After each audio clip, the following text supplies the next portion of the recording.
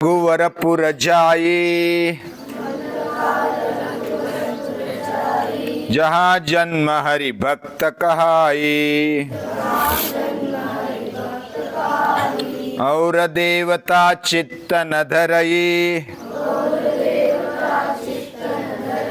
हनुमत से सर्व सुख करई। हनुमत से सर्व सुख करई।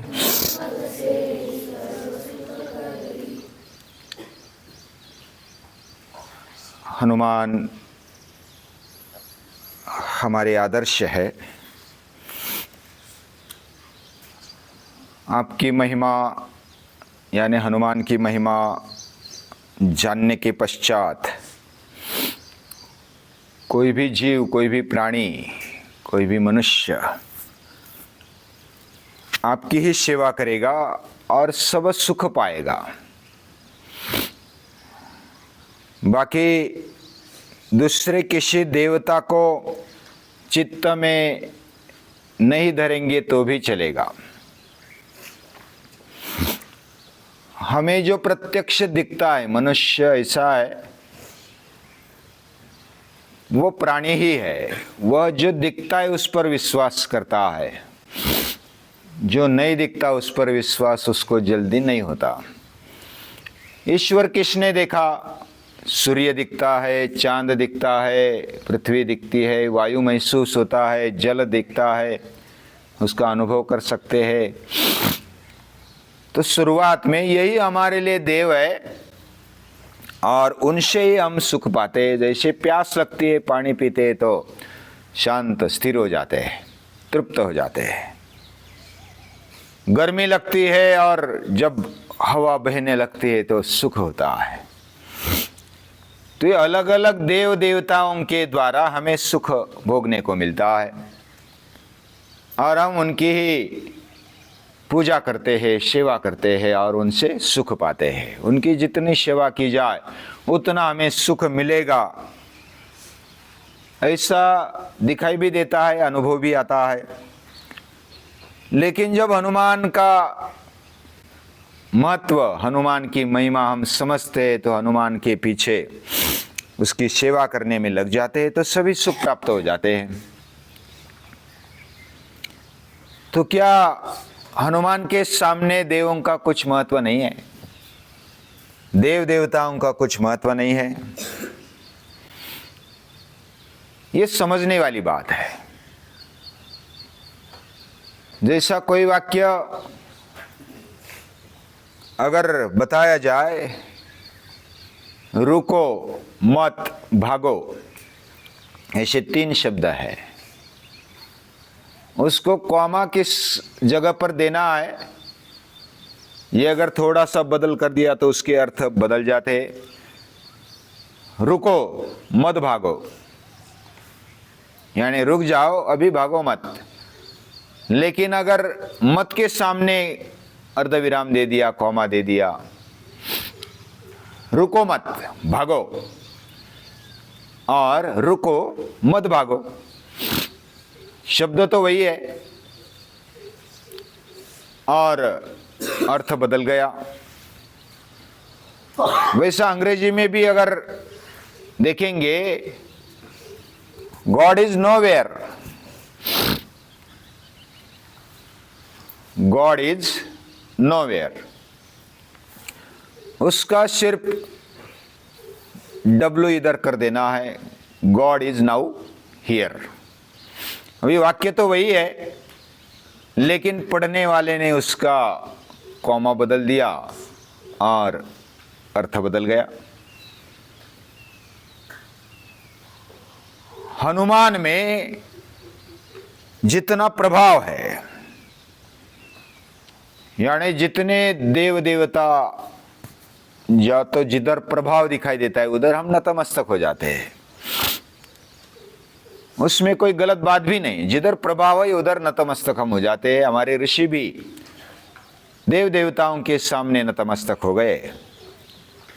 लेकिन इन सभी को चलाने वाली एक शक्ति है, ये उनके ध्यान में आ गया।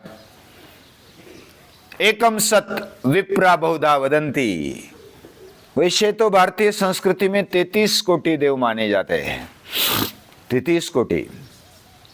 अभी 33 कोटि, कोई कोई कोटि का अर्थ करोड़ करते हैं, कोई कोई कोटि का अर्थ प्रकार किया जाता है।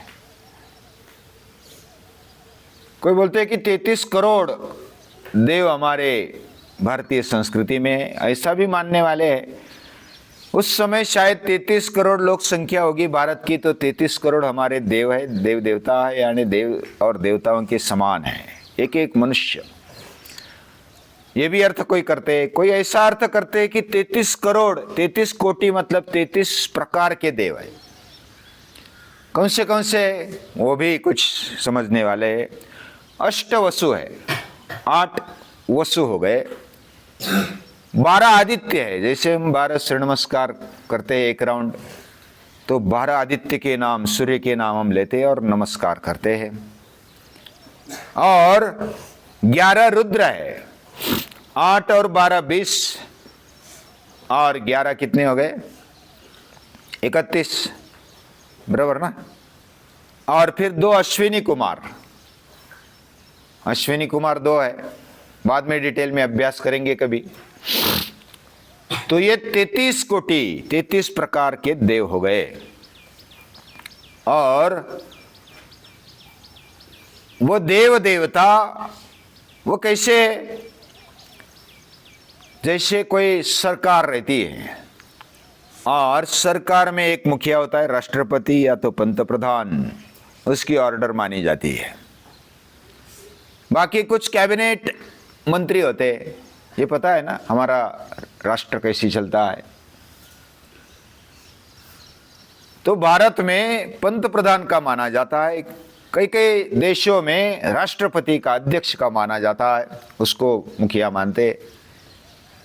लेकिन बाकी भी जो भी है वो मंत्री है, कुछ आमदार है, खासदार है, कुछ राज्यसभा के, कुछ लोकसभा के है, ऐसे अलग अलग अधिकार बांटे हुए हैं।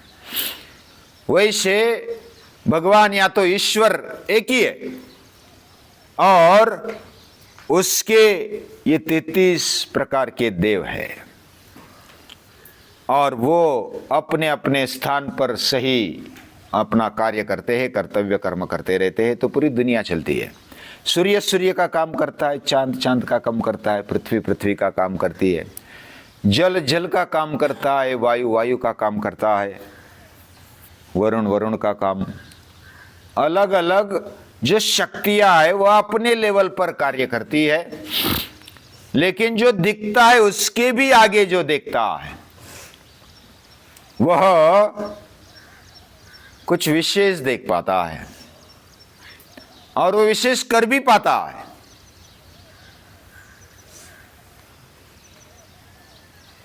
यानी हमारी समझ कैसी है, हम क्या अर्थ निकालते हैं, यानी देव कितने हैं क्या है, इसमें चक्कर में पड़ने के बजाय ये शक्ति, एक शक्ति अलग अलग रूपों में व्यक्त होती है। जैसे इलेक्ट्रिसिटी है, हमने एक बार उदाहरण देखा था। इलेक्ट्रिसिटी वो अलग अलग रूपों में व्यक्त होती है, कभी ट्यूबलाइट है, कभी बल्ब है, कभी फैन है, कभी फ्रिज है, कभी पंप है। इलेक्ट्रिसिटी तो एक ही है, लेकिन उसका आविष्कार अलग अलग तरीके से होता है, अलग अलग रूपों में होता है। तो हम भी अपने अंतःकरण को एक ही स्थान पर लगा दें तो हमारे जीवन में सुख आता है। एक ही स्थान में करने पर हम बहुत कुछ पा भी सकते हैं और सुख भी आता है। यानी सभी ये जो चौपाई है उसका अर्थ, उसका सारांश क्या है कि हमारे अंतःकरण का, मन का, चित्त का फोकस एक जगह पर होना चाहिए। अलग अलग स्थानों पर हमने अगर थोड़ी देर इधर एकाग्र हो गए, थोड़ी देर इधर एकाग्र हो गए, थोड़ी देर उधर हो गए, तो जैसे पानी तो चाहिए, कुआं थोड़ी देर इधर खोदा, फिर दूसरी जगह पर खोदा, फिर तीसरी जगह पर खोदा, 2 फीट 3 फीट, और बोल रहे कि बहुत कष्ट कर रहा हूं लेकिन पानी नहीं लग रहा। एक जगह पर अगर कुआं खोदा जाए तो उसमें पानी लगता है। वैसा हमारे इंद्रियों का, मन का, बुद्धि का और आत्मशक्ति का फोकस एक ही जगह पर हो तो हमारे जीवन में सुख आता है। सभी को सुख तो चाहिए। हनुमान जब एक जगह पर एकाग्र हो जाते हैं तब वो बहुत सारी सिद्धियां पाते हैं। अष्ट सिद्धि नवनिधि के दाता, उनके पास अष्ट सिद्धि आ गई, नवनिधि यानी भंडार आ गया संपत्ति का, और वो देने के लिए भी सक्षम हो गए। क्यों हो गए? क्योंकि जहां पर उन्होंने पांव रखा वहां वो डट कर खड़े हो गए। उन्होंने एकाग्र करते हुए सातत्यपूर्ण मेहनत की। हमारा क्या हो जाता है? नास्ति बुद्धिरयुक्तस्य, जो अयुक्त यानी जो जुड़ा नहीं होता। जैसे हम इधर अभी बैठे हैं और मैं बोल रहा हूं, मेरा बोलने का अगर चित्त इधर उधर हो गया, मन इधर उधर भटक गया तो मैं बोल नहीं पाऊंगा। आप सुन रहे, आप सुनने के बजाय इधर देखा उधर देखा, पंछी आवाज कर रहे हैं, इधर दूसरा कुछ कर रहा है तो उधर देखने लगे, तो आप एकाग्रता से समझ नहीं पाएंगे मैं क्या बोल रहा हूं। यानी हमारे इंद्रियों को, मन को एकाग्र करते हुए एक जगह पर लगाया जाए तो आप समझ पाएंगे कि क्या चल रहा है, क्या हो रहा है, हमारा जीवन क्या है, ये जगत क्या है और जगदीश क्या है। तो जुड़ जाओ, जो भी चल रहा है उसमें जुड़ जाओ।